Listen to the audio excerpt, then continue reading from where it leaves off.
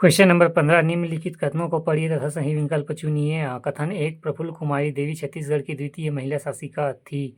गलत, पहली थी। कथन दूसरा प्रफुल्ल कुमारी देवी का राज्य अभिषेक 1916 में हुआ था। गलत, 22 में हुआ था। तीसरा राज्य अभिषेक के समय प्रफुल्ल कुमारी देवी की वर्ष 12 वर्ष की थी। सही।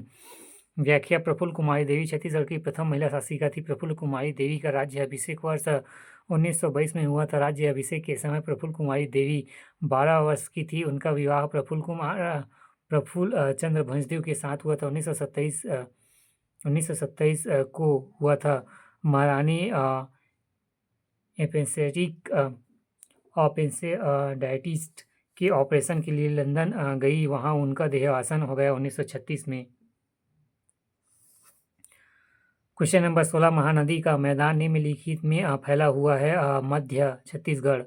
व्याख्या महानदी का मैदान मध्य छत्तीसगढ़ में फैला हुआ है। इसकी आवृत्ति पंखाकार एवं तख्तानुमा महानदी मैदान के 50% में कडप्पा सर समूह का विस्तार एवं महानदी का मैदान का मुख्य अपवाह तंत्र महानदी अपवाह तंत्र में है। इसका ढाल पूर्व एवं उत्तर पूर्वी की ओर है।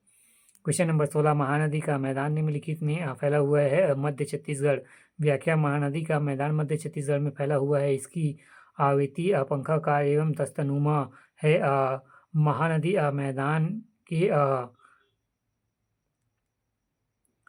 150% में कडप्पा सर समूह का विस्तार महानदी का मैदान मुख्य अपवाह तंत्र महानदी अपवाह तंत्र में है। इसका ढाल पूर्व एवं पूर्वी उत्तर पूर्वी की ओर है। क्वेश्चन 17 कुरुसपाल शिलालेख में किस राजा के बारे में जानकारी मिलती है? सोमेश्वर प्रथम। क्वेश्चन 17 कुरुसपाल शिलालेख में किस राजा के बारे में जानकारी मिलती है? सोमेश्वर प्रथम।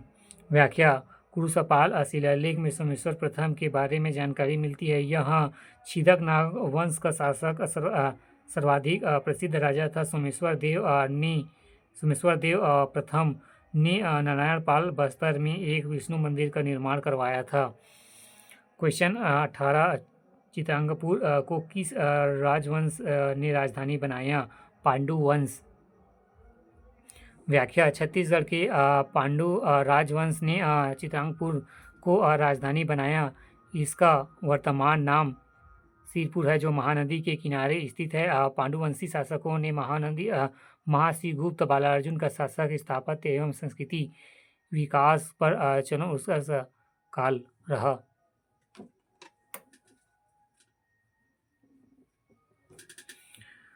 क्वेश्चन नंबर 18 चित्रांगपुर को किस राजवंश ने राजधानी बनाया? पांडु राजवंश। छत्तीसगढ़ के पांडु राजवंश ने चित्रांगपुर को राजधानी बनाया। इसका वर्तमान नाम सिरपुर है, जो महानदी के किनारे स्थित है। पांडु शासकों ने महाश्रीगुप्त बालार्जुन का शासनकाल स्थापत्य कला एवं संस्कृति विकास का उत्कर्ष काल रहा। क्वेश्चन नंबर 19 रतनपुर के किस राजा के कार्यकाल में मराठा सेनापति भास्कर पंत ने आक्रमण किया? रघुनाथ सिंह। 1741 में नागपुर के भोसला शासक ने सेनापति भास्कर पंत ने रतनपुर के शासक रघुनाथ सिंह को परास्त कर अपना साम्राज्य स्थापित कर दिया। 1758 में मराठों का प्रत्यक्ष शासन स्थापित हुआ। क्वेश्चन नंबर 19 रतनपुर के किस राजा के कार्यकाल में मराठा सेनापति भास्कर पंत ने आक्रमण किया? रघुनाथ सिंह। व्याख्या 1741 में नागपुर के भोसला शासक के सेनापति भास्कर पंत ने नागपुर के शासक रघुनाथ सिंह को परास्त कर अपनी साम्राज्य स्थापित कर लिया। 1758 में मराठों का प्रत्यक्ष शासन स्थापित हुआ। क्वेश्चन नंबर 20 1855 में छत्तीसगढ़ के डिप्टी कमिश्नर कौन थे? इलियट। व्याख्या 1855 में छत्तीसगढ़ के डिप्टी कमिश्नर इलियट थे। नागपुर राज्य के अंग्रेजी साम्राज्य में विलय के साथ ही छत्तीसगढ़ प्रत्यक्ष रूप से ब्रिटिश शासन का अंग बन गया। क्वेश्चन नंबर 20, 1855 ई में छत्तीसगढ़ के डिप्टी कमिश्नर कौन थे? इलियट। व्याख्या, 1855 ई में छत्तीसगढ़ के डिप्टी कमिश्नर इलियट थे। नागपुर राज्य में अंग्रेजी साम्राज्य में विलय के साथ ही छत्तीसगढ़ प्रत्यक्ष रूप से ब्रिटिश शासन का अंग बन गया। क्वेश्चन नंबर 21, झंडा सत्याग्रह बिलासपुर में कब हुआ था? 31 मार्च 1923। व्याख्या, झंडा सत्याग्रह बिलासपुर में 31 मार्च 1923 को प्रारंभ हुआ। प्रांतीय राजपूत सम्मेलन के अवसर पर जबलपुर के टाउन हॉल में तिरंगा फहराया गया। क्वेश्चन नंबर 21, झंडा सत्याग्रह बिलासपुर में कब प्रारंभ हुआ? 31 मार्च 1923। यह झंडा सत्याग्रह बिलासपुर में 31 मार्च 1923 को प्रारंभ हुआ। प्रांतीय राजपूत सम्मेलन के अवसर पर जबलपुर के टाउन हॉल में तिरंगा झंडा फहराया गया।